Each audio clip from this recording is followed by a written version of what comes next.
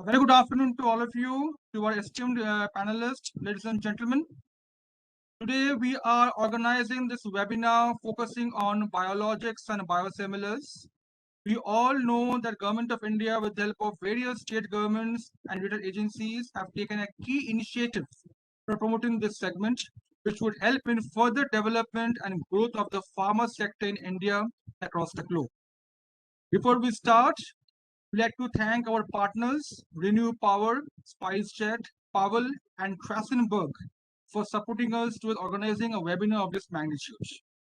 We have with us today our expert speakers who would be sharing with us valuable insights which would help us to draft a way forward on how we could introduce the concept of biosimilars and biologics, which is a new avenue for growth for the pharma players in today's scenario.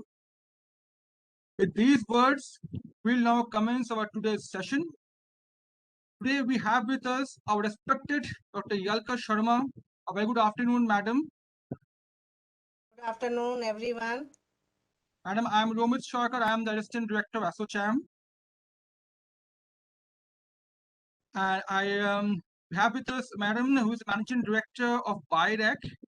BIRAC, we all know, on a Department of Biotechnology, Government of India has always been an interface to strengthen and empower the emerging biotech enterprises to undertake strategic research and innovation, and along with it has been addressing nationally relevant product development needs. With these words, may I now request Madam for delivering an address, please. Over to you, ma'am. Thank you. Can you see my slide? Yes, we can see your slide now. So, good afternoon, everyone. It is my pleasure to be a part of this event. And thank you very much to the organizer to give me this opportunity to share with you the information available with us at DBT and BIRAC on the topic that biologicals and biosimilars. So, before I cover the topic biologics and biosimilars, I would like to give you a brief overview of biotech sector. Over the past few years, you can see in this slide that global biotechnology industry has grown by more than 5%. The India contributes 3% market share in the global biotechnology industry. India is ranked 12th in the world in biotech and 3rd in Asia Pacific. We are the largest vaccine manufacturer. On your right side, you can see that the number of industries, startups, products, incubators, teaching and research institutions in biotech sector across the country. Currently, our bioeconomy has crossed 70 billion US dollars. The target is to achieve 150 billion bioeconomy by 2025. So the government has made a lot of efforts on laying a strategy, creating ecosystem to facilitate end-to-end processes, developing critical mass of desired skills, and also addressing regulatory issues. So the revised National Biotechnology Development Strategy formulated by Department of Biotechnology is the key driver for a knowledge and innovation-driven bioeconomy. Government is acting as a facilitator for building a self-reliant India, that is Atmanirbhar Bharat, promoting biotech research and development missions, innovation and entrepreneurship, leveraging the strength of strategic partnership and building capacities across the country. And as you heard about BIRAC, as you all know, has been set up by DBT as industry academia interface to strengthen and empower the emerging biotech enterprise to undertake strategic research and innovation, addressing nationally relevant product development needs. BIRAC implements its mandate through a wide range of impact initiatives, provides access to risk capital through targeted funding, enables technology transfer, IP management, and handholding schemes that help in bringing innovation excellence to the biotech firms and make them globally competitive. A special focus is on startups and SMEs for enhancing innovation, research capacities, and promoting affordable product development. As you all know, several schemes across entire product development chain, from idea to proof of concept, to early and late stage translational research, validation, scale up right up to commercialization, are being facilitated through BioRec. Under Entrepreneurship Development Initiative, so far 60 bio-incubators have been supported under BioNest program. This provides a lending space for young entrepreneurs to test their ideas, run their operations. They also have access to high-end instrumentation and locate in a place where they connect with other startups and mentors. Under strategic partnership, the focus is on leveraging and fostering global and national partnerships for promoting innovation ecosystem, development of technology-led solutions, integrating into national missions of Startup India, Make in India, addressing unmet needs. BioRec is implementing major national missions for the ecosystem for vaccine and biologics development and manufacturing. So National Biopharma Mission is one of such missions to enable and nurture an ecosystem for affordable biopharmaceutical development. The other mission is India-centric CEPI mission and to strengthen vaccine development for emerging infectious diseases aligned with the initiative of Global CEPI. Mission COVID Suraksha has also been launched by DBT and implemented by BioRec to accelerate indigenous COVID-19 vaccine development and manufacturing efforts. Key verticals under National Biopharma Mission in aligned with strategic goals of mission that includes identification of relevant products such as vaccine, medical devices, diagnostics, and biosimilars, establishing and strengthening shared infrastructure facilities for product development and validation, developing human resource capability by providing specific training to address the critical skills gap across product development value chain, creating and enhancing technology transfer and intellectual property management capacities and capabilities. Global market of biosimilars, as you all know, expected to grow at least 36 billion US dollar by 2025. And studies indicate that India has to play an important role in supplying biosimilars globally in the next decade. So the aim of National Biopharma Mission is to bring affordable biosimilars in Indian market and increase India's share in the world economy. Currently, a number of projects are being supported. Some of them are closer to the market, disease burden, products in market, treatment gaps in current disease management, patent analysis, industry product pipelines, feasibility of development, and time to market were the criteria which were used for selection of the project for support. So in order to address the gap, the facilitation and support has been also provided by BioRec for indigenous development for biosimilars. And this includes cell culture media, feed, resins, and bioreactors for upstream and downstream manufacturing of biologics. In addition, the infrastructure to accelerate the development of biologics is also being supported. In this slide, you can see the biosimilars have been supported for various stages, right from cell lines, clone development, process optimization and scale up, PCT and GMP manufacturing. You can also see here that some of the candidates have now reached at clinical trial stage. There is no CGMP accredited cell line repository in India. So cell line procurement, cell bank storage, and cell bank characterization is outsourced, resulting in a huge economic burden on Indian biotech industry. Accordingly, efforts have been made for upgradation of facilities such as mammalian cell lines and microbial cell lines. At two institutes, that is National Center for Cell Science Pune and Institute of Microbial Technology at Chandigarh. So biologics are complex molecule and need extensive characterization to ensure safety and efficacy. About 70% of the characterization work is outsourced to American and European labs. So to overcome this hindrance, BioRec is supporting GLP analytical characterized labs in the country. The manufacturing facilities supported at various places provide access for startups, academia, and SMEs for up to 30% of the facility usage at the time at affordable differential costing for manufacturing of clinical trial batches. So now in this slide, coming to clinical trial network, In order to reduce the site selection and feasibility analysis, the industry-ready sites are being established with National Biopharma Mission support in a pan-India manner, representing the diverse patient population of the country. In this slide, you can see that the GCP compliance clinical trial networks include 5 disease areas with more than sites in each network, spread in different geographical locations and led by a highly competent team of clinicians. Patient registry database and harmonized SOPs and protocols have also been developed across the sites. Sites are equipped with NABL accredited lab for immunoassay and have set up a separate unit in the hospital for conducting clinical research. The sites are being prepared for initiation of clinical trials in network mode. So in order to make India as a global hub, we need to create topmost knowledge-driven technology entrepreneurship ecosystem. We should also have global biomanufacturing hub by making India Atmanirbhar.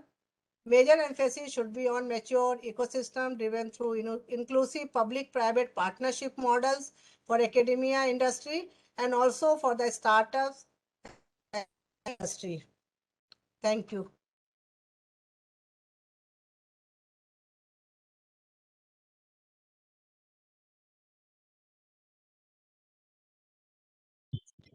Your PPT was quite insightful to all of us. We hope it will be quite beneficial to the entire pharma fraternity in the long run and also for the other industries who are working in this segment. With these words, now I have our next speaker. Our next speaker is Dr. Subhrajyoti Bhaumik, Clinical Director, Academics, Quality and Research Departments of the Peerless Hospitals. We all know that hospital is quite well known to us. They have been deeply involved in the biotechnology space and working very closely in the realm of biologics and biosimilars. Sir, with these words, we now welcome you on board and request you to deliver your address. Over to you, sir. Thank you, ASCOM, and especially Mr. Amit Sarkar for inviting me here. Without wasting much time, let me share my PPT. I am not able to share. Can you give me rights to share my PPT, please? Yes. Thank you very much.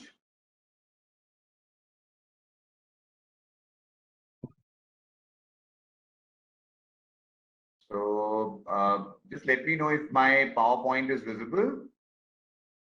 Yes. Okay, so after the wonderful introduction, which has been given by my previous speaker, I think I just want to highlight few things which can make us the global hub in biologics and biosimilar. So I'm Dr. Subhrajyoti Bhaumik and I currently work at Peerless Hospital, Kolkata. So biologics, as we all know, are biotechnology derived drugs, and India is the hub for biotechnology.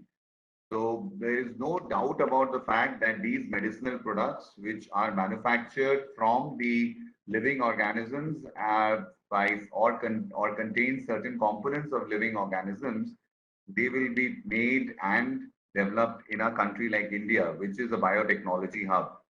The products resemble the body proteins or modulate the immune systems, and biologics have played a massive transformation in therapeutics in many diseases, particularly the autoimmune diseases.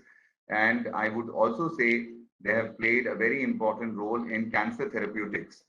And this is changing the way how patients are being treated in our country.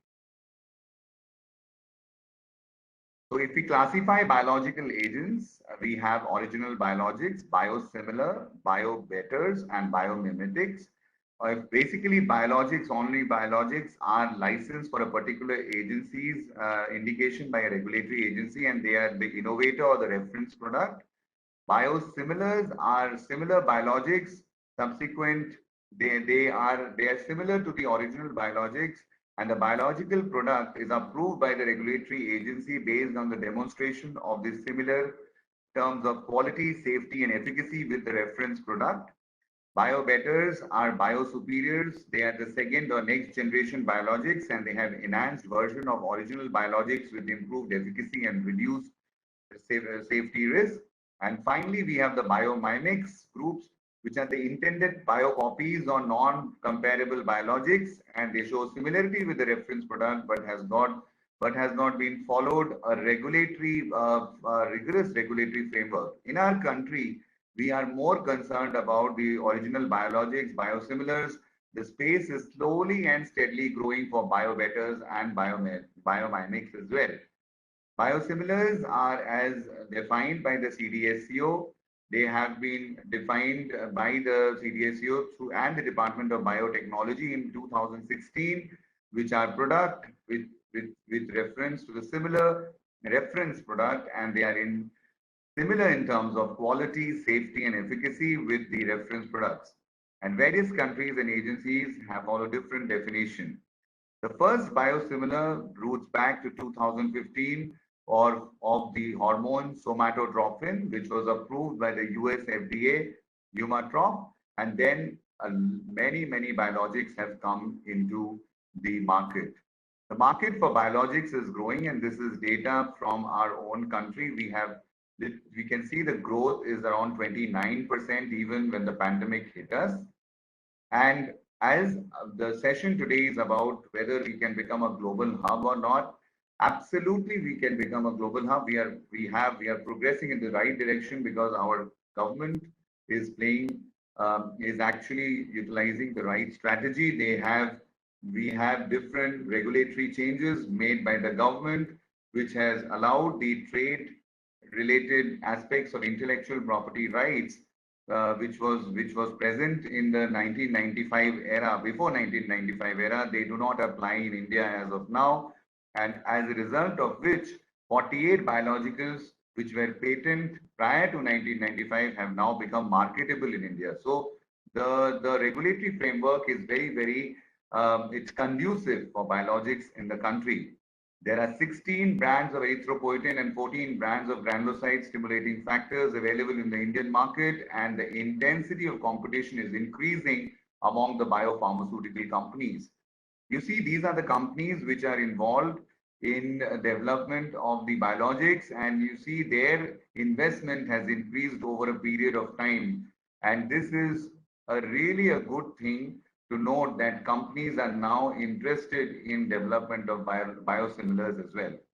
So what is the major difference between generic medicines and biosimilars? Biosimilars, of course, obtained from biological sources. They produce a highly similar molecule, but not exactly the same due to natural biologic variability. They are larger, structurally complex molecule, whereas the generic medicines are smaller molecules and are easier to characterize.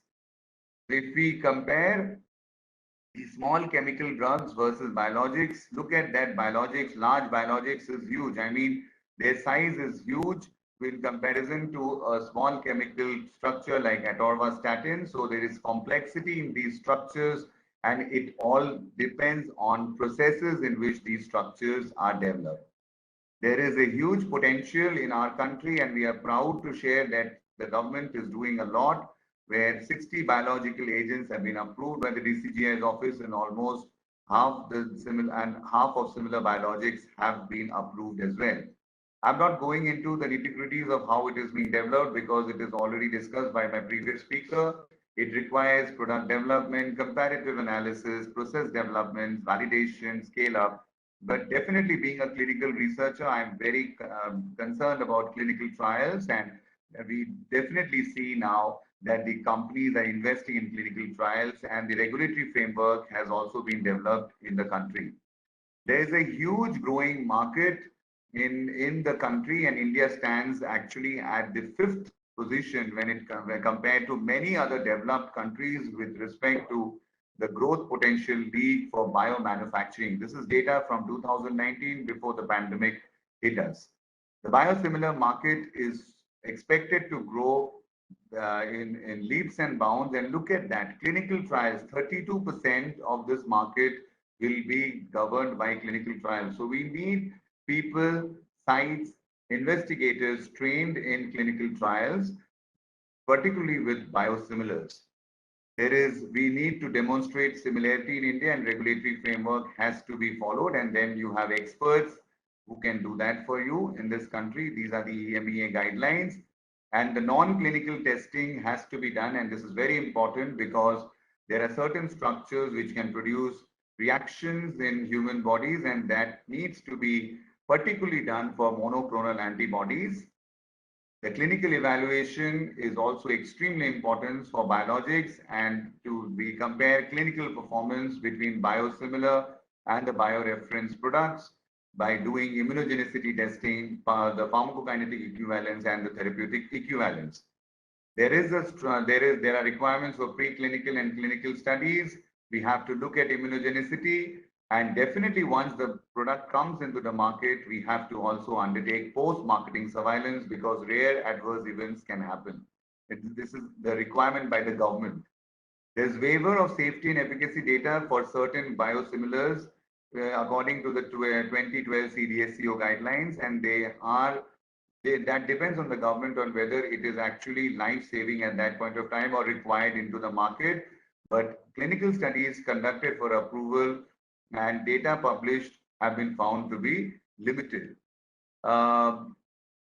Finally, my last few slides on some key considerations which we must look at our regulatory framework for similar biologics. Some important information which needs looking up is the nomenclature of the biologics. We still follow the IIN. The biosimilars are different from the innovator product. So whether we need to have a separate nomenclature in India or not, that needs to be discussed. Labeling is very important. Similar biologics are licensed. There is lack of clarity among the healthcare professionals and patient about the relevant data and information. I think a lot of patient engagement and healthcare professional training is required as far as the biologic use and labeling is concerned. The package insert currently does not clearly indicate whether the data was generated on similar biologics or the innovator product. This requires improvement. This can be done as a step of improvement in our country. So to summarize my presentation, I would say biotechnological medicines, which are biosimilars and biologics, are an important part of future healthcare in our country. Biosimilars increase availability.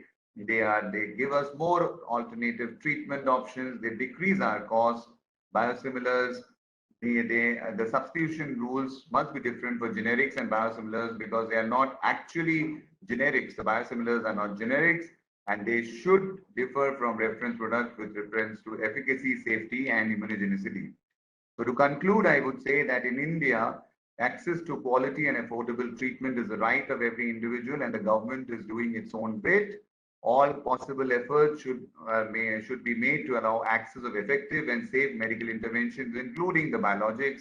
India, like other countries, have an established regulatory system ensuring patient safety with the early introduction of similar biologics, and definitely it has got a huge potential to become a global hub for biologics. Thank you. Thank you, sir, for your wonderful presentation. It was quite insightful for all the delegates who will present here today. Now we have our next speaker, Mr. Darpan Roy Chaudhary, who is the head of business development of Trassenberg Pharmaceuticals and co-founder of Irasavir. Trassenberg Pharmaceuticals has been believed in core competence, and their focus areas are on therapeutic categories. They aim to be a leader in therapeutic, and they have a couple of leading brands within their fold. Looking at the opportunities in the pharma space, the company is deeply working in the biologics and biosimilar space and have been on a continuous endeavor for further developments and growth. With these words, may I now request Dr. Chaudhary to kindly deliver his address. Over to you, sir. I'd just like to check if I'm audible. Yes, you are. Okay, thank you. So I'm not actually Dr. Roy Chaudhary, I'm Mr. Roy Chaudhary, but I think given all the other panelists and their accomplishments, maybe that was a slip up. So I'd like to apology from our side. No, that's an apology, Mr. Dr. Roy Chaudhary. that's just a joke, but no, it's fitting because everybody on the panel is so accomplished, and very happy to be here. Very grateful for ASSOCHAM to be organizing this and for inviting us. What I will try to do is, as I mentioned, of course, given the other panelists here are far more qualified and have a lot more information to share as far as the technology and the science behind biologics, biosimilars, and what's happening. I will try to bring the industry's perspective in as much as we have experienced it at Strassenberg Pharmaceuticals, and also what we look forward to, what we're trying to work on, what we think are maybe some areas that the industry as well as knowledge in the country needs to improve on. First of all, I think great work is being done as far as the government is concerned, government agencies are concerned. Dr. Sharma from BIRAC is here. They're doing wonderful work as far as encouraging people to take risks, to work with science and work with knowledge and work in new areas that were not otherwise being worked on previously. So those are great developments overall. But what I'd like to say is that for something like biologics and biosimilars as such a knowledge heavy and technology heavy segment, what really needs to happen is growth and development across various sectors, because if we want to develop quality biologics, biosimilars, then we need to change the way we view intellectual property, the way we view technology, the way we view capital, talent, and regulations for that matter. So many things are involved in the development of a sector that's as complicated and as knowledge driven. It's not quite as easy as some other sectors where entry is easier to get into, or growth is not hindered by the fact that there's such a great degree of knowledge and complication that's involved in developing and manufacturing, and then of course distributing or selling these products. So that's point number one, that I think we need to broaden our view a little bit when we talk about biologics or biosimilars, because it involves growth and development requirements across so many different sectors, not just pharmaceuticals, not just technology, but education and law and similar segments as well. I think what is clear from our experiences is that it is, of course, a knowledge-driven sector. That's something that I think India both has experience with, but at the same time has not really been able to capitalize. We've heard from industry leaders all the way at the top of the industry, running billion-dollar companies, who are saying, look, what we need to do is to focus a little more on how do we generate interest and knowledge amidst younger people, amidst institutions. How do we have them transfer that kind of knowledge over to businesses and create an ecosystem where we're able to work together to create genuinely innovative products? I think by now, over the past 3 decades or so, the Indian pharmaceutical industry has become really world-class when it comes to manufacturing generic medicines. And that was step number one, if you look at in the maturing of an industry like that. But what we need to do in order to elevate from that to the next level is a little bit different, as is the case with all industries, where you reach a certain point and then you have to change the game a little bit to be able to keep up. So I think we've been very good at delivering quality healthcare and quality generic affordable medication to people, not just in India, but around the world. But if we really want to invest in biosimilars, biotechnology as a whole, biologics, then I think we have to change maybe a little bit culturally, which is always tougher, but then the reward or the learnings are also always greater. Because India, if you see as a market, we are third when it comes to the volume of production of pharmaceuticals in the world, but we are 14th by value. And I think when you see that gap, what you really understand is that we've mastered the game of affordable generic medicines, but now we need to look at a slightly more value-oriented game than a volume-oriented game if we want to become leaders in biologics and biosimilars. As Dr. Bhumike said, I completely agree. The potential is entirely there, but it requires a little bit of a change when it comes to the individual's thinking. So the industry, I don't think, has a unified position on this, because it's not possible. It's a future technology. It's not an immediate problem like exports or pricing, something on which people can come together very quickly. This is more of a green area that requires people to take risks, and mostly it's up to individuals and individual businesses as to whether they want to venture into something or not.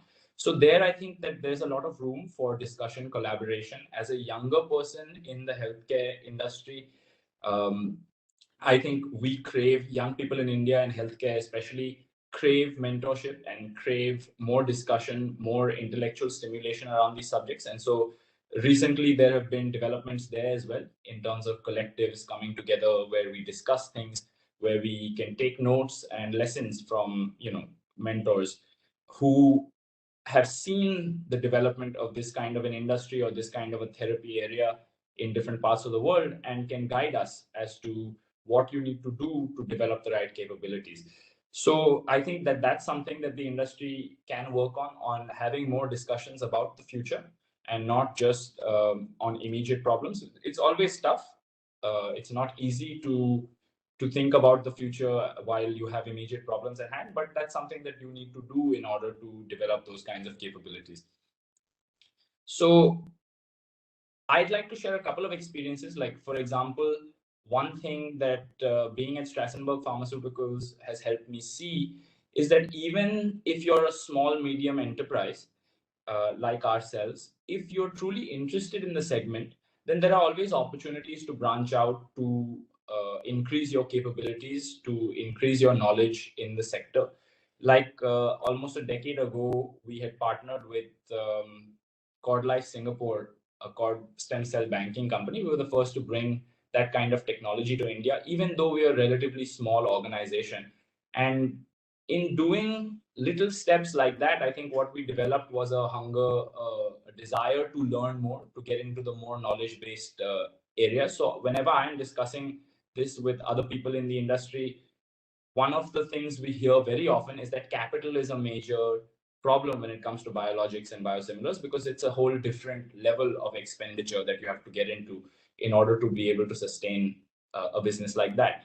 But I think there are always things possible at the lower ends of these kinds of areas where even smaller medium enterprises who are dreaming, who are looking towards the future, can collaborate, whether with Indian educational institutions or with foreign institutions, foreign corporates, to enable us to learn what it would take to build those kinds of companies ourselves. I think that there is primarily a gap in true understanding and true knowledge.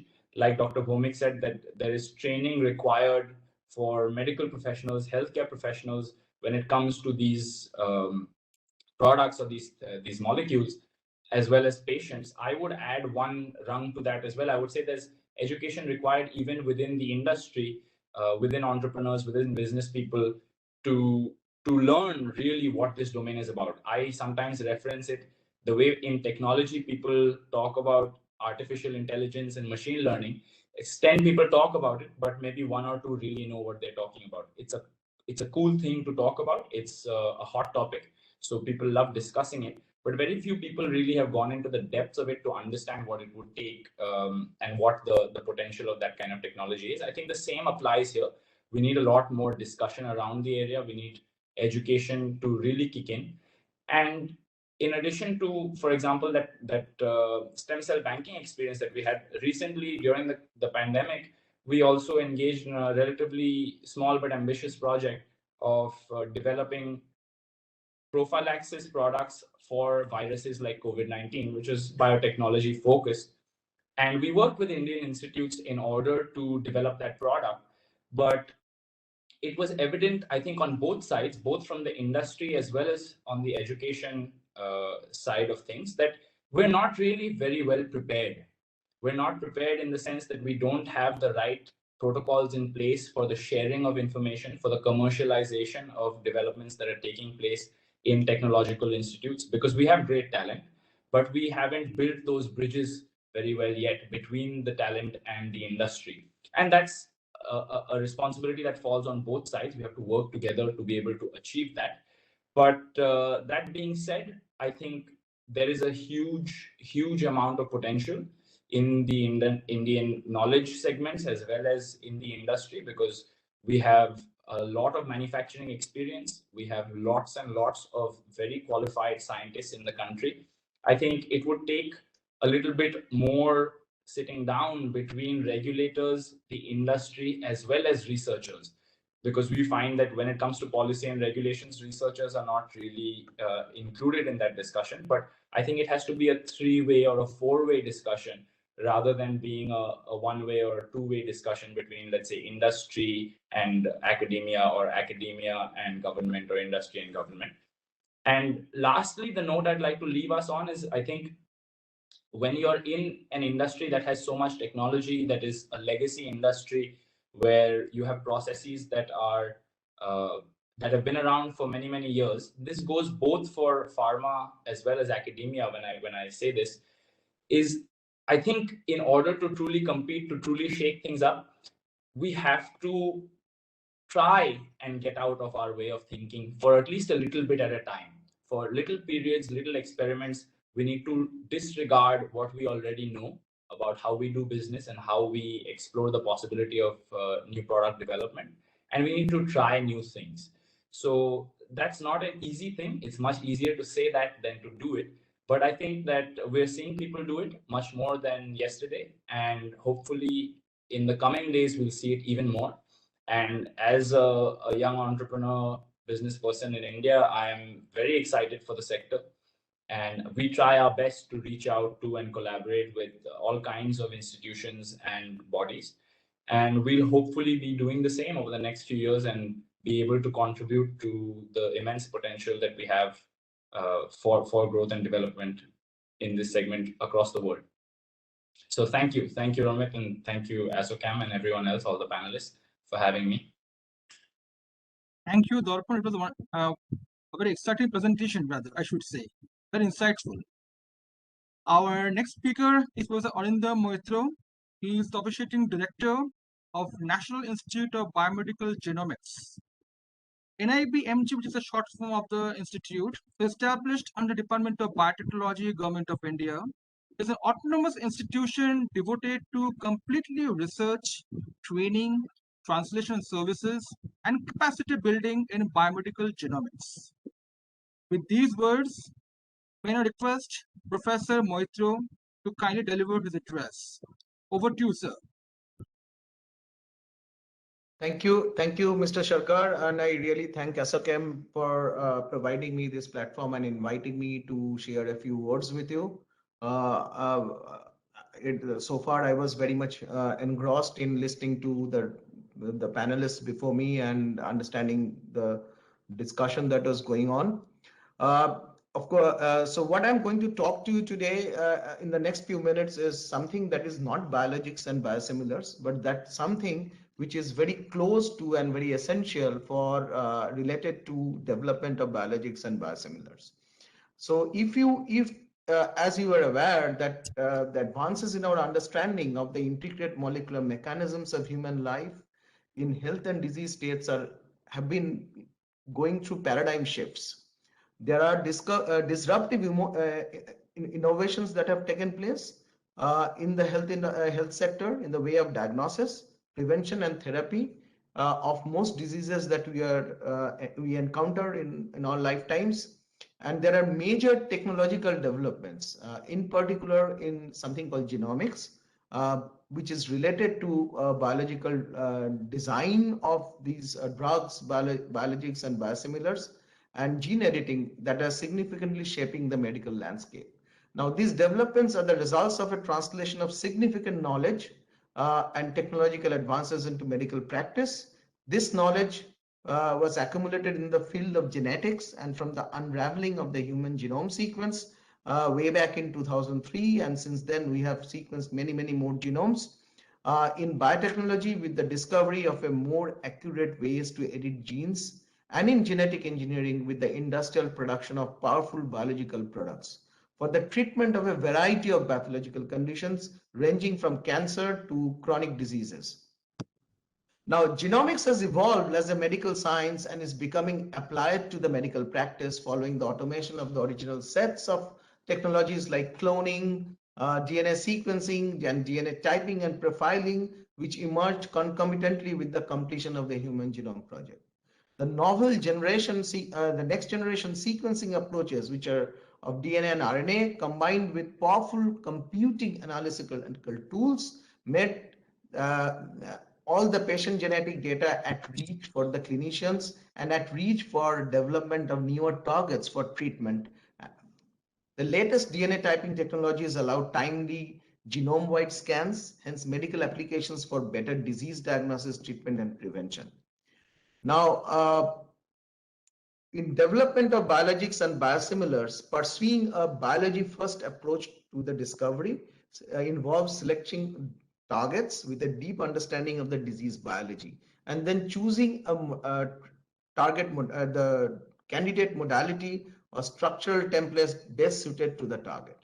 Now, biomanufacturing performance is determined primarily by two concepts. One is, of course, the target or the biomolecule, and the other is the biocomponent, which is like the media formulations and the host cells where these are generated.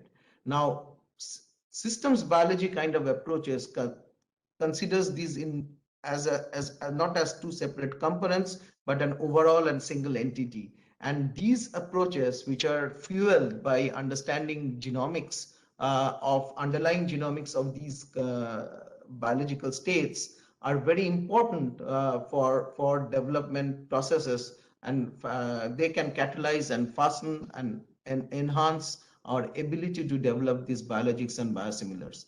Ultimately, the aim is to attain the three main goals sought by the industry, which is predictability, increased quality, and higher titers. Now, in National Institute of Biomedical Genomics, we work on the underlying genomics of human health, primarily at four major domains. One is genomics of cancer. The second is genomics of complex diseases. The third is genomics of infectious diseases. And the fourth one is statistical and computational genomics. Now, these all four converge together to provide valuable discovery level information, which provide novel information on development of new targets, which can be used not only for development of better management strategies for the patients of the diseases, and also for development of new treatment targets. And this is where we are seeking engagement with the industry to come visit us, engage in dialogue, and of course for coming up with methods and see how we can help this development of these biologics and biosimilars, so that in India, so that make India as a hub for this kind of development. Next generation sequencing and omics are becoming pervasive in almost every field of biological and medical research. Regulatory agencies are already familiar with the application of these technologies in these areas, and indeed are keen on their utilization as a tool to improve human health. It's also a particularly relevant tool for biosimilars to help ensure their safety and efficacy. We fully anticipate the same trend to biomanufacturing, with regulatory endorsement of the application of NGS and omics methods to support new submissions. There is increasing recognition in the field of the benefits of NGS and omics as important tools within, for example, the US FDA's PAT and QBD framework. So keeping all this in mind, and I would here refer to Dr. Alka Sharma's comment initially that how BIRAC and the Department of Biotechnology is fostering an ecosystem for encouraging this development of biosimilars and biologics. Then the Department of Biotechnology, Government of India has established something called the National Genomics Core. This National Genomics Core is a place which the entity is meant to fuel and support industry and academic research for using genomics as a tool to for better improved development and to facilitate development of such targets. The National Genomics Core has its central hub in IBMG, where I work. And there are also regional hubs that are being developed. One regional hub that is already functioning and developed is in CDFD, the Center for DNA Fingerprinting and Diagnostics in Hyderabad. In North and in West also, we are going to open similar hubs. So this National Genomics Core provides high throughput platform facilities and expertise for generation of genome scale data, make genomics facilities available for many sectors, and provide facilities and expertise for big data storage, management, access, and analysis, which are all essential components to using genomics for such development of biologics and biosimilars. We also would like to use National Genomics Core to encourage startup companies and stimulate industry to generate employment in various domains. and develop genomic skills using a pyramidal approach. Presently, the central core at NIBMG has a dedicated team, which is an entity with a CEO at its helm, which is functioning, and we are already catering to a large number of industry. We have very high-end sequencing capabilities. We are probably the highest capacity genome sequencing center in India at this point of time, with NovaSeq 6000s and a full fleet of sequencers. We have huge amount of microarray, and we have, what is most important is we have automation in our laboratory processing, which is very much used, and we have an extensive data analysis and storage facility. Presently, we are helping both the academia and industry in performing whole genome sequencings, targeted sequencings, RNA-seq or transcriptome as it is called, metagenome sequencing, which again is a very important role in development of these biosimilars and biologics, epigenomic sequencing, genome-wide genotyping, and also in outbreak investigations. With these few words, I would stop here, and I would again take this opportunity to invite everybody who is listening to me and the industry to come and visit us and enter into dialogue and discussions and see how genomics can be used to facilitate this development of biologics and biosimilars. Thank you very much. Thank you, sir. It's a wonderful presentation. We have our next speaker now, Dr. Kamal Krishna Haldar, who is from the Central Drugs SCO Authority. The CDSCO, which is under DG of Health Services, and the full form of CDO is Central Drugs Controller Organization. They operate under the Ministry of Health and Family Welfare, Government of India. It is the National Regulatory Authority of India. Their key role is to regulate drugs and cosmetics, and they envisage uniform implementation of the various acts and rules for ensuring safety, rights, and well-being of the patients. With these words, may I request Dr. Haldar to kindly deliver his address. Over to you, sir. Dr. Haldar, please.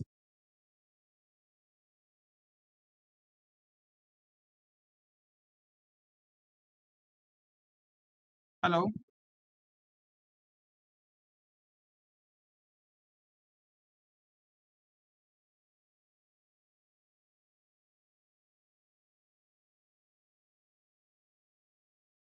Hello. Rameshji, I think we have lost connection with. Is there a problem? Yeah, I think some of the connection is lost. So, in the meanwhile, you could just continue with the next speaker. Okay. There is a connection problem with the speaker, so I request our next speaker, Dr. Sridevi Khambam Patty, Vice President of the Biopharmaceutical Development of Syngene International Limited. Madam, I hope you're here. Yes, I am. Can you hear me? Yes, ma'am, I can hear you. So before we start, ma'am, let me introduce about your organization. So Syngene is an integrated research, development, and manufacturing organization providing scientific services from early discovery to commercial supply. They offer services in a wide range of industrial sectors, including pharmaceutical, biotechnology, nutrition, animal health, consumer goods, and specialty chemical companies. With these words, may I request Madam to kindly deliver an address. Madam, please. Thank you, Ramit, for the introduction as well as the opportunity from ASSOCHEM for me to speak today to this very wide and well-versed panelists, experts in various fields. And as you noted, Syngene is a contract development and manufacturing organization. So that puts us in a unique position to work with the biopharmaceutical industry globally. We work with several large and small biotech companies globally, and that helps us span the entire value chain of biologics, starting from discovery, development, and manufacturing, from early startups in biotech all the way to very large biotech companies. So I just wanted to share some of the learnings from this experience. I think there are certainly huge positives. The fact that so many companies from the US and Europe and developed nations come to us to do the work speaks to the fact that we have very good manpower available in the country. So, we are able to address the needs of all of these companies. And one of the key comments we always hear from our partners is that the quality of scientific talent is extremely good. That's a huge positive. I think for all of us collectively, the talent ecosystem in India has been developed quite well over the past several years, with various universities offering biotech programs, as well as a lot of support from the Government of India, DBT particularly. Very long ago, I myself was a recipient of DBT fellowship. So it's been developed over a long period of time, and it's bearing its fruit. So I think that's the very key good news on the part of the Indian biotech industry. On the other hand, the other good news is that we have a huge opportunity. So I was just looking up, before this meeting today, some of the numbers, and the global biotech industry is valued around 300 billion USD, and the contribution from the Indian this is biopharma specifically, not biotech, is just about 10 billion. So we have an opportunity that is pretty huge. Just going by the financials, there's a huge opportunity for the Indian biopharmaceutical companies to further contribute to this industry. And in this regard, I just thought I'll share two points that for all of us to think about, and I know many of you in the panel can contribute towards this. So point number one, there is a lot of support infrastructure that is still lacking. In the sense, we still import a lot of things from outside the country. So be it raw materials, be it consumables, they're all imported for the biopharmaceutical industry. This puts two constraints on us. One is we cannot control the price very well, because raw materials, whether you are a company sitting in the United States or your company sitting in India, you're going to get the raw material at pretty much the same price, which also goes for equipment, of course. That is one. And the second is the time. So we lose a lot of time in the whole import process of raw materials, and therefore the speed gets compromised. The speed with which we can perform a particular manufacturing or a particular experiment is significantly compromised, because we are dependent on external sources for bringing us critical raw materials, media components, consumables, including biobags. All of that, we are heavily dependent outside the country. And all the more during the COVID pandemic, this really hit us very badly. And I'm sure it's not just Syngene. Several of the biotech companies in India faced supply chain issues, where we were not able to get raw materials required for us. So as a Indian industry ecosystem, if we can do something to promote the supporting industries within India to make the required raw materials and consumables for the biotech sector, I think that'll be a huge step. Because if something is available right here in India, the speed at which we can make some of these products will change phenomenally. And I think even the cost will change phenomenally if we can start manufacturing some of these things locally. So that's one point that I wanted to share with this meeting today. And the second point is India is very well known as the one of the IT giants in the IT sector. A lot of the big names, Infosys, TCS, have made a big name globally. The whole the IT plus BT standing for biotech opportunity is not being fully exploited. Professor Mitra before me talked a lot about genomics. That is fantastic. And I think we are yet to utilize the power of genomics fully in the Indian biotech industry. That's my understanding from my experience in this industry. But so one component is the scientific part, the leveraging of the genomics data, the leveraging of data analytics coming from all the omics databases. That is clearly, lacking. I mean, we could do a lot more on that front.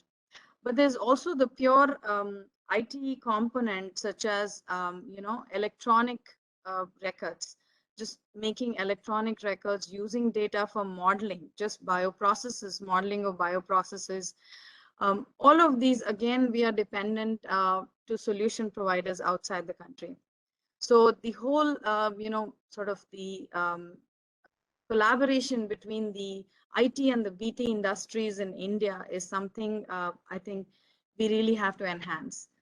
We still depend enormously on companies which have proprietary softwares, proprietary tools that we have to pay a pretty hefty price for using them. And given the talent we have in the country on the IT space, there should be a lot more that we can do in India to build these tools, build these database models, modeling technologies, starting from, everything from cell line development to process development. There is a lot of work that happens on the modeling, on data modeling, that enhances the speed with which you can develop a molecule and manufacture the molecule, in a more efficient way.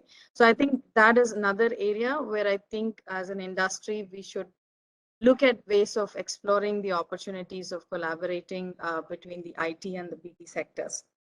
So with that, I'll end here, and thank you so much for this opportunity again. Thank you, madam. It was quite insightful. I will be quite beneficial for the pharma players and the other allied industries. So with this, we go to the next speaker. Our next speaker is Dr. Subhash Chandra Mandal. He is the Vice President of Indian Pharmaceutical Association, IPA. IPA, as we know, is the national body representing over 1 million pharmacists and pharmaceutical scientists from industry, academia, regulatory bodies, and work towards meeting the India's healthcare needs. It is a non-governmental organization related to WHO and is a member of DTAB, which is Drug Technical Advisory Board, operating under Ministry of Health and Family Welfare, Government of India. Let me tell you, ladies and gentlemen, IPA has been awarded Best Professional Organization Award 2015 by Indian Association Congress. So with these words, may I now request Dr. Mandal to kindly deliver his address. Over to you, sir. Thank you,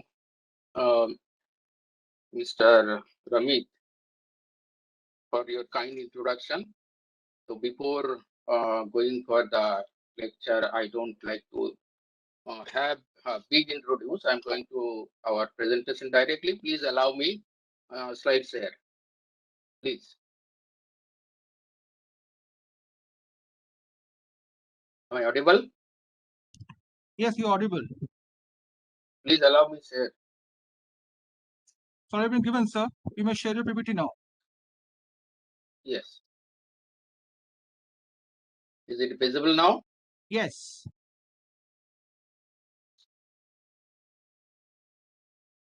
Well, I'm going directly to the presentation of the subject. Let us see the present status of global market or biologics and biosimilars. India is expecting to register a turnover of $12 billion by 2025 with a growth rate of CAGR 22 present during 1992-2025. And the biosimilar market in the year of 2020 was $633 million and growing at a rate of CAGR of 11% during 2021 and 2026. In comparison to this, the global biological market is going to reach $420 billion US dollar by 2025 with a growth rate of CAGR 12%. And the biosimilar market is going to reach 44.7 billion US dollar by 2026 with a growth rate of 23.5% during this period. Well, let us see what are the market dynamics of global biosimilars. Let us see what is the drivers. The drivers is increasing demand for biosimilar drug due to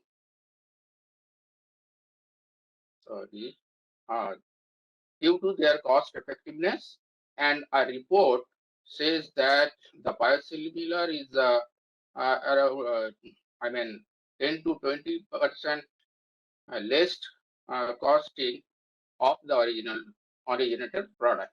The constant are complexities in manufacturing, and our previous speakers are also mentioned 2-3 more such constant like lack of infrastructure, import of raw material, then the IT support should be much more. And let us see what is the opportunity of this, biosimilar. Patent expiry of blockbuster biologics and research on new indications. And the challenges are with excess competition. This has also been discussed by earlier speakers. Now we would like to discuss on the biosimilar market by indication. The oncology segment dominated the biosimilar market in 2020, and the oncology is the biggest segment in the market owing to the availability of biosimilars at a lower price than innovative biologics, and a large number of cancer patients are available. The availability of biosimilars in the field of oncology has lowered price and the cancer or the cancer treatment more affordable and accessible. And oncology sector is followed by inflammatory and autoimmune disease, chronic disease, blood disorders, growth hormone deficiencies, infectious disease, other indications like infertility, hypoglycemia, postmenopausal osteoporosis, chronic kidney failure, and ophthalmic disease. Well, let us see what is what about biosimilar market by product in India. The monoclonal antibody segment accounted for the largest share in 2020, which is around 27%. And monoclonal antibodies and insulin are seen to be the leading segment with respect to the growth rate as a result of wide application of monoclonal antibodies in the treatment of cancer, autoimmune disorders, and osteoporosis, and rising incidence of insulin-dependent diabetes globally, and increasing demand for cost-effective treatment options. Monoclonal antibodies followed by insulin, granulocyte colony stimulating factors, erythropoietin, recombinant human growth hormone, etanercept, polytropin, teriparatide, interferons, enoxaparin sodium, glucagon, calcitonin. By the region, biosimilar market is largest in Europe as of 2020. In 2020, Europe accounted for the largest share of the biosimilar market, followed by Asia Pacific and North America. Growth in this market is primarily driven by several factors such as the impending patent expiry of biological product and the launch of new biosimilar. Europe is followed by Asia Pacific and North America. In under Asia Pacific, India have a big role, which also followed by North America, Latin America, and Middle East and Africa. Well, let us see what are the advantages in India. Firstly, India has developed its first biosimilar in the year of 2000, which is a drug for hepatitis B. The market name is Biovac and developed by Wockhardt. Similarly, in 2012, similar biology guidelines was developed by CDSCO and DBT and finally released on 15th August 2016. And we have around 90 biosimilar products approved by CDSCO in the year of 2020. On the other side, Europe have developed a new biosimilar during 2006. The product name is Omnitrope, a recombinant human growth hormone that was developed in Austria. And Europe has published its first biosimilar regulation in 2016, which followed by USA. USA has released the first biosimilar in the year of 2016. The name of the product is Filgrastim, developed by Sandoz, which is a biosimilar to filgrastim, which is a granulocyte colony stimulating factor, and USA has developed its final guideline on biosimilar in the year of 2016. From this fact, we can see that India is at par with the developed countries, even not be very first. India have different advantages like tech-savvy human resources, ability to conduct clinical trial, cost-effective manufacturing, and there are a huge number of existing companies as well as startup companies who are working in the biological and as well as the biosimilar area. Some of them are Dr. Reddy's, Oakard, Reliance Life, Intas, Biocon, etc. In July 2021, Biocon, which is also named as Biocon Biologics, in partnership with Viatris, they received FDA approval for the first interchangeable biosimilar, Semglee, insulin glargine injection for the treatment of diabetes. These facts also showed the strength of India. And let me conclude my presentation. I want to conclude it like India has its advantage in the field of highly trained researcher, able scientists for conducting clinical trial, low manufacturing cost, etc.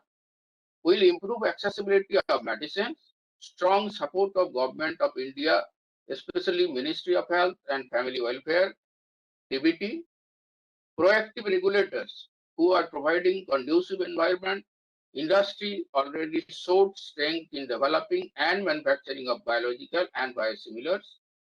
Indian pharmaceutical industry will re-establish India as an pharmacy of the world. So thank you with this. Thank you very much.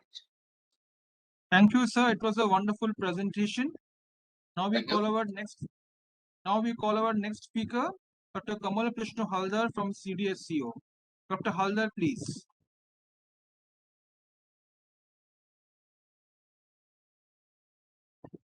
Dr. Kamal Krishna Haldar. Sir, yes, sir, I am there. Okay, sir, you may start your presentation, please. Am I? Please allow me to share my presentation. Please give in the screen the rights. The screen share rights. Yes. Now you may show your presentation. Is it okay? Yeah, it's okay. Okay, excellent. Thank you, sir.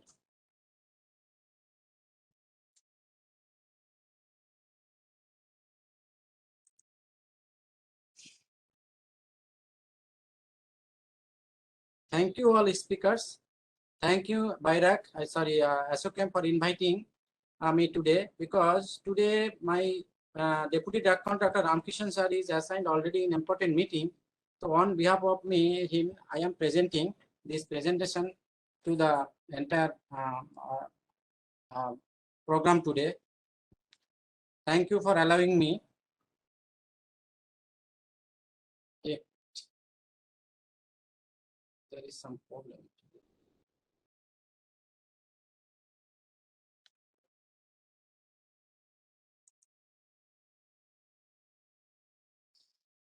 This is disclaimer. These views expressed in the presentation are my own, and I have not financial interest to disclose. The guidelines are in draft stage and uploaded on CDS website for public comments. Already, Sir, we are unable to see your slides. Do you have any slide presentation? Yes, sir. I am presenting slide. You are alternating. You are unable to see your slides. Please show your slides. You are getting an option like I will connect it. Then you just 1 minute, sir. Now please. it's okay. Now it's okay. Now it is okay. Yes, yes. Okay, sir. Make it on. Carry on. Thank you so much, sir. Now it is okay. Yes, sir. Yes, it's okay. Now it is okay. Yes, it's okay. Please carry on. Okay. Thank you, sir.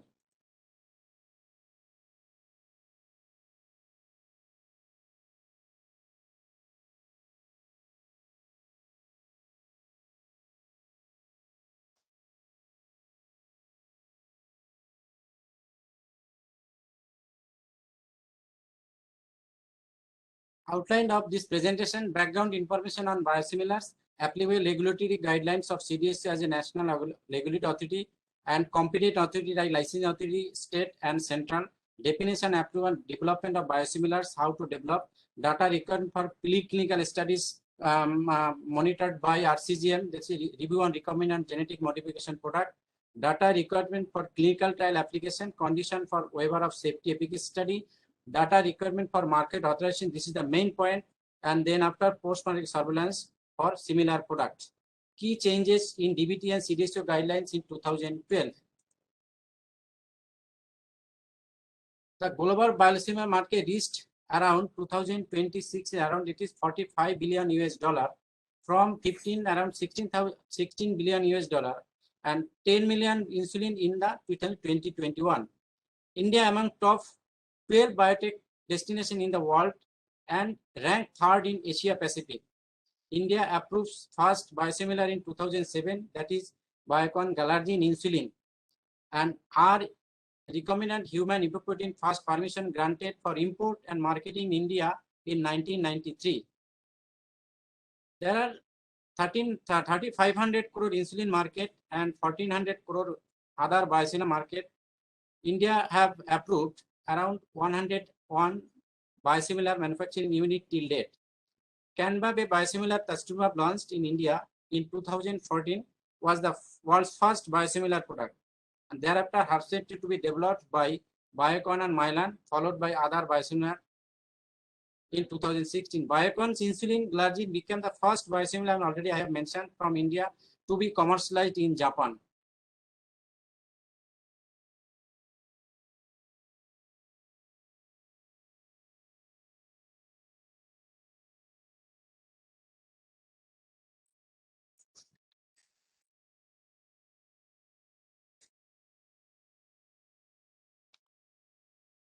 That is why biosimilar is very important. It is increasing demand and less cost effective rather than similar biological molecules. Biosimilar proceed around 20 to 20% lower than their parent or branded counterparts. Lower R&D cost, huge demand, lower cost for the biosimilar products. Lower price to biosimilar also tend to be downward effective of prices of reference biosimilar through price competition among the manufacturers also. This significant cost to benefit ratio offered by biosimilar drugs expected to be increase their demand in the near future coming years. What is the background of biosimilar? In India, developed DBT, that is Department of Biotechnology, through RCGM Review Committee on Genetic Manipulation of Similar Biologies, overseeing and approving the development and preclinical evaluation of recombinant rDNA products in India. And CDSCO is the national regulatory authority that evaluates safety, efficacy, and quality of drugs, including biosimilar products or similar biologics in India. And state licensing authority, that is state SLA, is mainly issuing the license first, and central licensing authority, that is CDSCO, is approving the license for marketing the product in India. What is similar biologics? Already it is defined, everybody. Similar biologics is similar in terms of quality, safety, efficacy to an approved reference biological product based on comparative data. Principles: approved innovator biologic product, reference biological product should be increased in India or ICS countries and shall be in innovator product. Reference biological should be increased based on full safety, efficacy, and quality data. Dosage form, strength, route of administration of biosimilar should be same. active ingredients of biosimilar product must be similar reference biology, similarity by extensive characterization. Recently in 2019, this is 19 December March 2019, NDCT rule, that is new clinical trial, new drugs and clinical rule published by official Gazette of India and GSR number 227. There are in this new drug clinical trial rule, there are 107 rules contained in 13 chapter and 8 schedule. It is new drug and rule is separate rule in Drug and Cosmetic Act, that is drug rules, the clinical drug rules, and other rules like cosmetic is also there. So this is only new drug and clinical rules. In these rules, all new drugs, all biologics or biosimilar product, every time it is a new drug and regulated by under these rules. They all apply to all new drugs already mentioned, bioequivalence, biostudy, and industrial new drug product for human use. In Rule 2GG, similar biologics as a biosimilar means biological product which are similar in terms, quality, safety, whatever you know, reference for biological product, licensed or approved in India, or any innovative product approved in India or harmonizing common ICH guidelines, member country states.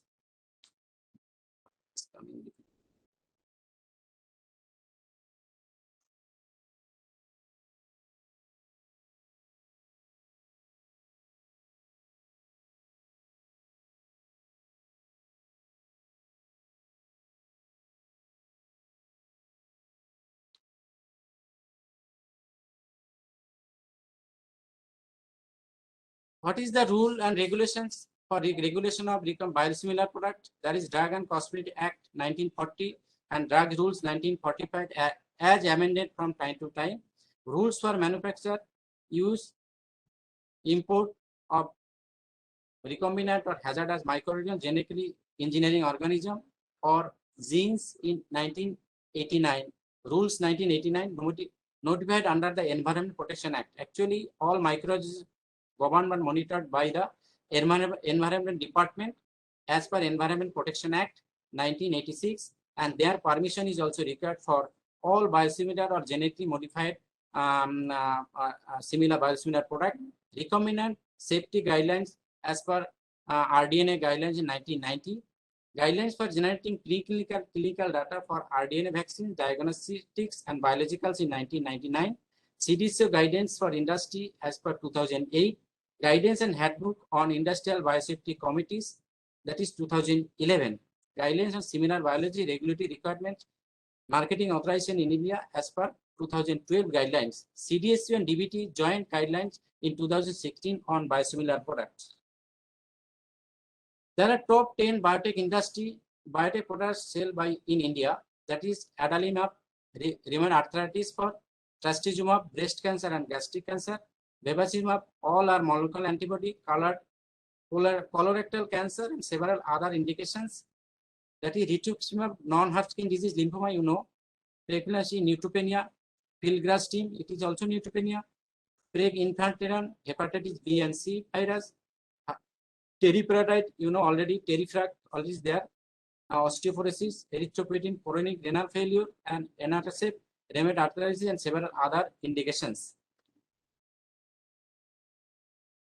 For approval process, this is the Institutional Biosafety Committee responsible for ensuring biosafety on site, exchange the genetically modified organism for biosimilar, and there are review committee on genetic manipulation, RCGM, and it is under DBT, Department of Biotechnology, authorization the conduct of research and development, exchange of genetically engineered cell banks for the purpose of R&D, review of data up to clinical evaluation.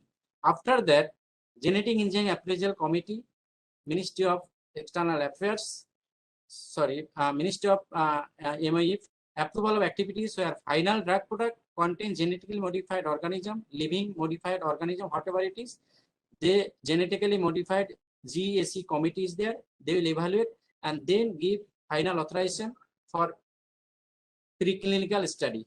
Then thereafter, Central Drug Control Organization under the Ministry of Health and Family Welfare, this is our National Apex Regulatory Agency who is giving finally approval for new molecule clinical trial permission. This is very interesting. Drug approval procedure actually, how to process an application, or there is certain strain for recombinant or biosimilar development. There are three things is there. One is RCGM, another CDSCO, and FDC, the Food and Drug Control Administration or Drug Control Administration, whatever we call. RCGM, FDC, process and product development stage, strain will develop. RCGM committee will finally review. Then they will allow for clinical study, toxicology, then clinical study approvals. Then RCM and DCI will come into figure. RCM approval, DCI approval for clinical trial purpose. After that clinical trial completes data submission, DCI will give final approval.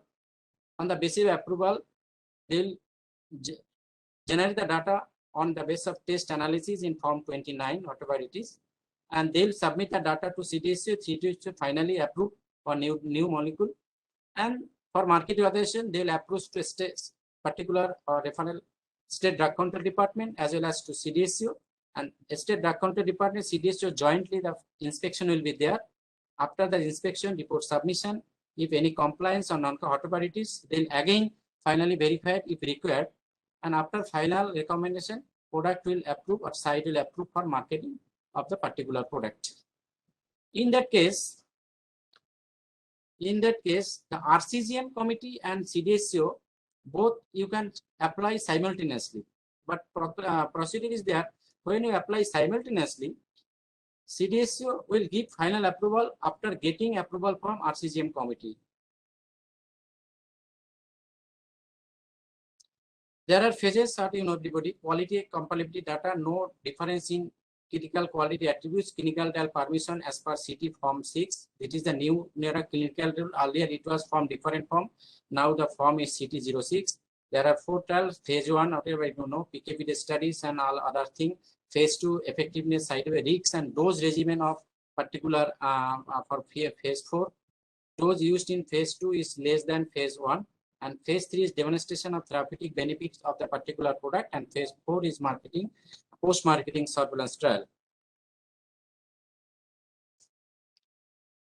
What are the CTD format?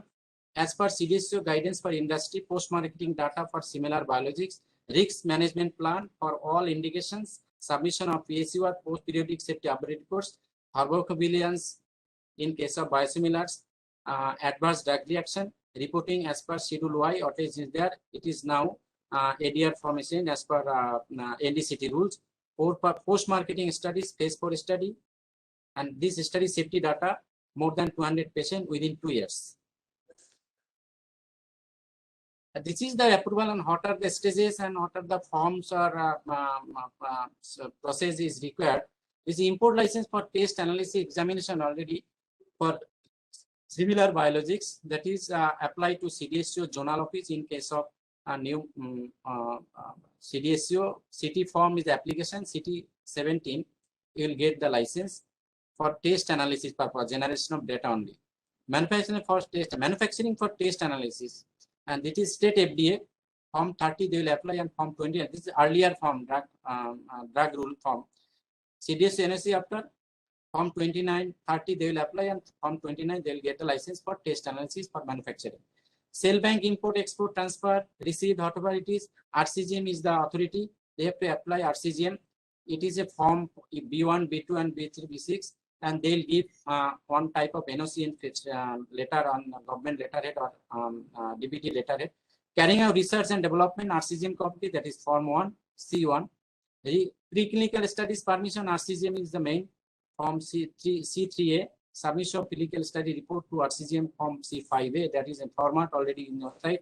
Clinical trial, it is a CDSCO, application is CT44, and you will get the permission for clinical trial, it is CT6. Import, manufacturing, marketing permission, that is marketing authorization as per PQ or whatever National Regulatory Authority audit. CDSCO is the authority, and CT18 or CT21 as the case may be, and CT19, 20, 23, and 22 is the license you will get. Manufacturing license, SLA and CDSCO jointly, application is 27D, you know, and you will get the license in 28D. Registration certificate for import, CDSCO is the authority only, and Form 40, you have to apply totally in Sugam portal online, no manual process is there. And Form 41, the registration procedure, whatever after approval material association, you will get import registration certificate for importing the particular biosimilar or similar product from any other country to India as per law of land. Marketing permission or license for import of the product. After registration, you have to take import license for marketing in India. Only registration license in Form 41 will not be able to market the product in India. Then you have to again apply for Form 10, that is import license for marketing. And you have to apply Form 8 and Form 9 for getting license in Form 10. Revision on guidelines, similar biology, regulatory requirement, marketing authorization in India. New need for guidelines.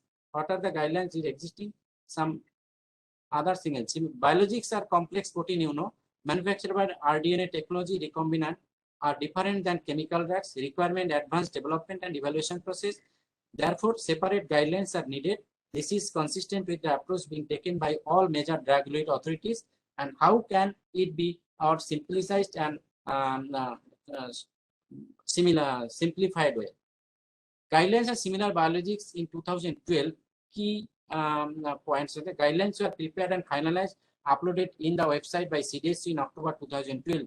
Elucidated the regulatory requirement for marketing authorization of similar biologics product in India, prepared by DBT and CDSC jointly in consultation with various stakeholders like manufacturers and others, and experts from institutions like CDRI, this is Lucknow, PGIM, Chandigarh, IIT Delhi, NIT Hyderabad, and IISc Bangalore. During the discussion in today's guidelines preparation, it was anticipated by the group of experts that therefore ongoing review and revision from time to time is always necessary due to science always is growing and developed and automation always is there. So guidelines need to be changed as per requirement at the quality by design. Guidelines similar biologics 2000 contains detailed guidance on regulatory pathway. It is future framework. Framework for the compatibility exercise of similar biology reference product. Guidance on specific requirement with regards to product characterization, including physicochemical, that is upstream process, clinical evaluation, including pharmacokinetics and PDPK, safety, efficacy, immunogenicity, and then post-marketing surveillance.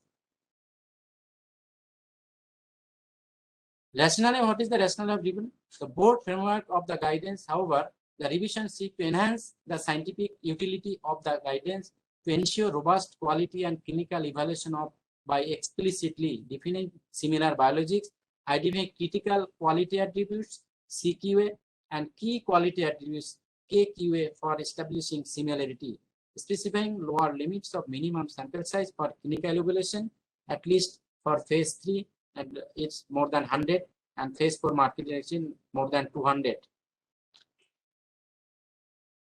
What is the rationale as a revision? Evolving global regulatory landscape in line with global practice and regulatory procedure in USA, Europe, and other regulatory agencies.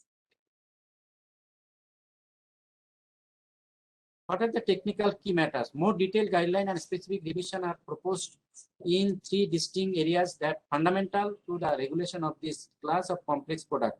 Approach to a quality compatibility study, pre-approval clinical evaluation with respect to safety and efficacy, and post-marketing safety evaluation using phase 4. Quality comparative within range.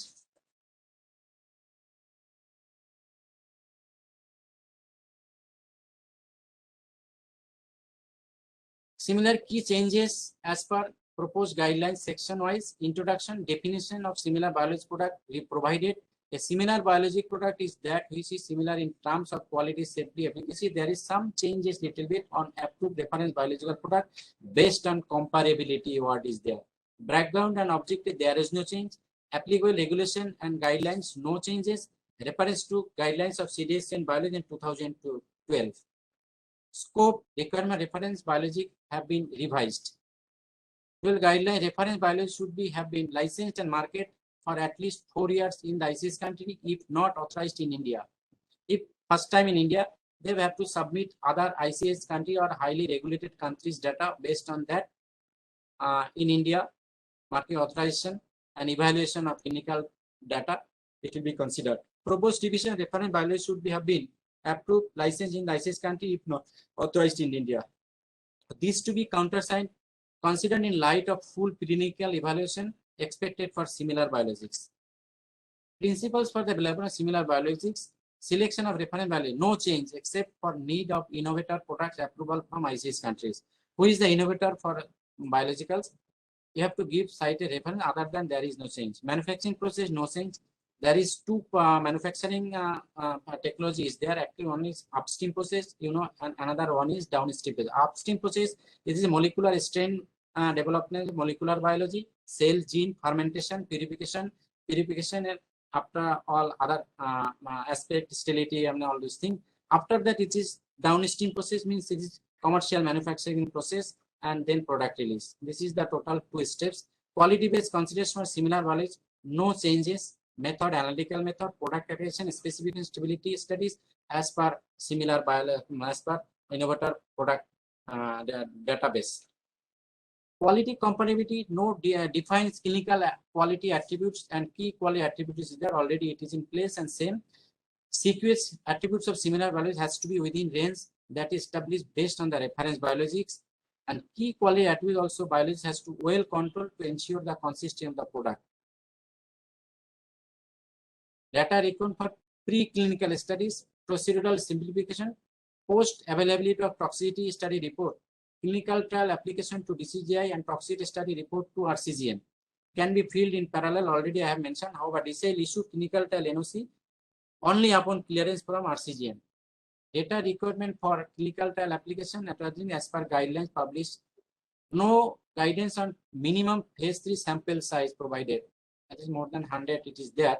But there is no specific guideline how what are the sample size and what are the percentages there. And post-market surveillance, it will be more than 200, and total data 100 plus 200, more than 300 database. The evaluation process and data submission to CDSCO. CDSCO review committee is there. That is New Drug Approval Committee, NDC, INDC is there. They'll finally review the data and panelists and give the approval. Post-market data for similar biologics, that is pharmacovigilance plan, adverse drug regulation, which is not a pharma product, and then drug adverse reaction by the adverse reaction reporting form, as it is in NDCT rule. There is no other change. And addition to mandatory phase 4 safety data, that is already mentioned in 200 patients for post-marketing cases. Application form, additional form included RCGM archival data and RCGM approval document. Thank you very much. This is our honorable respected DCGI sir, Dr. B.G. Somani, and my boss, Dr. A. Ramkishan, who is not there. Already I mentioned you, sir. And this is our 2017-18 NRA committee, where our Ramkishan sir already it is in here, and this is our joint secretary, and this is DG sir, and this is WHO NRA Khadimji, our ex-DCGI, and this is our Madam Rubina Bose, and everybody is there. And thank you very much. Thank you very much for your patience sharing. Thank you, sir. Thank you so much for your very good presentation. Now we want to show you a video message of Mr. G.S. Krishnan. Thank you, sir. You may leave now. Yes. So now we want to show you a video message of Mr. G.S. Krishnan, who is the president of Association of Biotechnology-Led Enterprises. In short, it's called ABLE. Mr. Krishnan, we are missing you today very much. You couldn't attend because of a last moment meeting just come up in his office with a very high level authority. So before we start the video, let me introduce about ABLE. ABLE is an association which represents the Indian biotechnology sector. It has over 400 members within its fold and represents sectors like agri-biotech, biopharma, industrial biotech, bioinformatics. Their primary focus is to accelerate the pace of growth of the biotechnology sector in India through partnership with government and related agencies in the biotechnology space. Thank you. So we have come today almost to the end of our session. So we are now calling our last speaker of today's session, Dr. Ashok Kumar Patra, who is the Director of Biologics Development, Emgenex India Private Limited. Emgenex India Private Limited is one of the leading companies under the bio-industrial category in India. They are in collaboration with Indian Agricultural Institute and has been awarded a grant from BIRAC to develop detection kit for plant viruses. They are in continuous endeavor to develop their research and development activities with a clear focus to bring innovation in biotechnology. Biologics and biosimilars are amongst the key areas of the expertise. So with these words, request Dr. Patram to kindly deliver his address. Over to you, sir.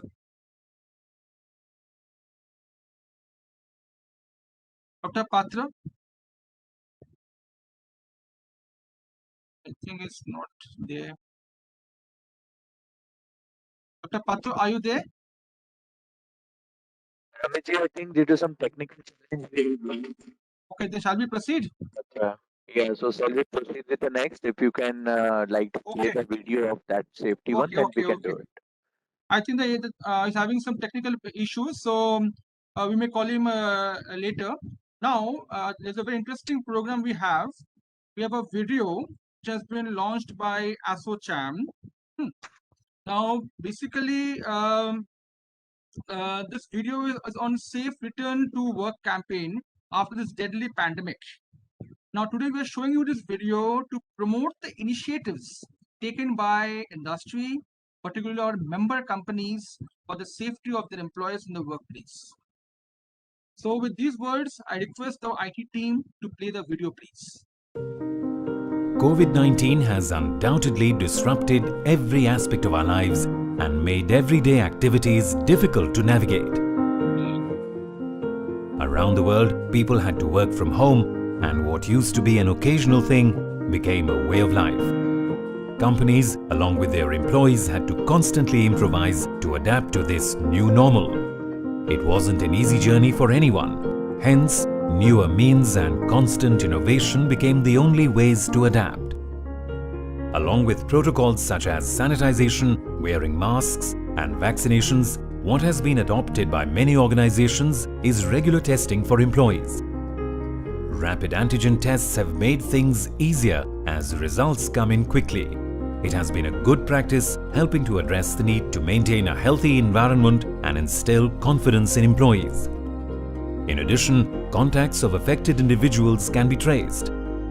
The combination of vaccinations and testing has ensured we are attacking the pandemic on crucial fronts. Just when we started seeing a reduction in number of cases, some semblance of normalcy returning, we yet once again see an increase in number of cases driven by the latest variant. Along with COVID-appropriate behaviors and vaccination, testing remains a cornerstone of COVID-19 management, because when we know our infection status, we're able to prevent and manage situations. Timely detection and staying vigilant are the only ways to understand this virus that continues to exist and mutate. We are looking safety in 3 areas. First, personal level. High level of awareness has been created on masking. There are social distancing norms in every interaction.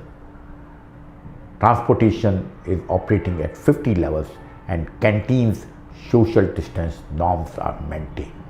Second, at the workplace level, there is a regular sanitization which takes place of workplace. Temperature monitoring is done of the employees, and also ventilation, which is a very important aspect for spreading infection. The third area is at the overall organization level. All the companies have undertaken vaccination program for the employees. Also, high thrust is maintained on immunity levels. But companies did not stop at that. Many added medical facilities at the workplaces, such as separate rooms and beds for positive patients. We ensure that each and every person working in our premises is checked at least once in a week, and that has helped us in arresting the spread of COVID in our plants as well as in offices. We have also established COVID centers in our plants, so we have all the latest gadgets and facilities available to meet out any eventuality. Fortunately, we could control it to a great extent. We have the complete medical center, including 24/7 oxygen availability. Glass separators on desks have been common, but along with reducing workforce in office, organizations have established processes to maintain social distancing in staff cafeterias and public areas. We created a COVID task workforce in the office to work on connecting with people who are unwell. It used to go around in the office and also ensure that safety protocols are being followed. We had started operating in a hybrid workplace manner before Omicron set in. We realized that people are really pressed hard and stressed. We ensured that people are given additional leave only to re-energize. As a policy, we did that. As a policy, we have also been helping people financially, all those who got affected in the second wave, to ensure that the additional expenses which are coming through this COVID treatment are taken care of and it doesn't end up in a huge financial burden for people. Awareness generation and counseling have been adopted as means of addressing the needs of employees with a special focus on emotional and mental health. Companies are adopting innovative means to address this need. Organizations are constantly incorporating changes to make the workplace healthier and better. During the entire COVID, we were very clear. We will keep all our employees, and we've kept all the employees on board till date. That means none of the employees were asked to leave the organization, but we are back to normal as on date, I would say. In terms of the how we've taken care of our employees, as I mentioned earlier, also being a part of the family members, our employees are treated in the same manner. We made sure all our employees have got due amount of leaves, which also was an area where they could have got back to their family members who were from outstation.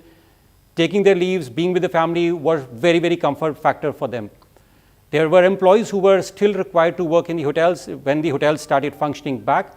We made sure we stationed them in the hotels, in the hotel rooms, because we wanted to make sure they are absolutely safe, secure with us in the organization. Among the tests that Abbott has launched in India is the PanBio COVID-19 Rapid Antigen Self-Test. This test helps in identifying people with infections, especially in situations like schools, universities, workplaces, community gatherings, and in the comfort of your homes. ASSOCHAM is working in tandem with companies across the spectrum to enable a safer and healthy return to work with the motto Health First.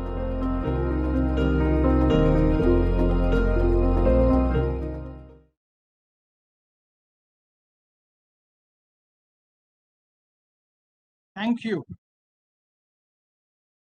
So now we have come to the end of today's session. It was all throughout a very well articulated and informative webinar. We firmly believed that this session provided immense benefit to our speakers and delegates being present here today. On behalf of the ASSOCHAM family and my personal behalf, I extend my sincere thanks to our esteemed panelists for being present with us today by taking out time out of their very busy schedule, and needless to mention, for their wonderful presentation. Once again, thank our partners, Renew Power, SpiceJet, Powell, and Trassenberg, without whom it would not have been possible to organize this session. Last but not the least, we thank our delegates for being present today and patiently hearing us. With this, we conclude our webinar. Have a great evening. Thank you.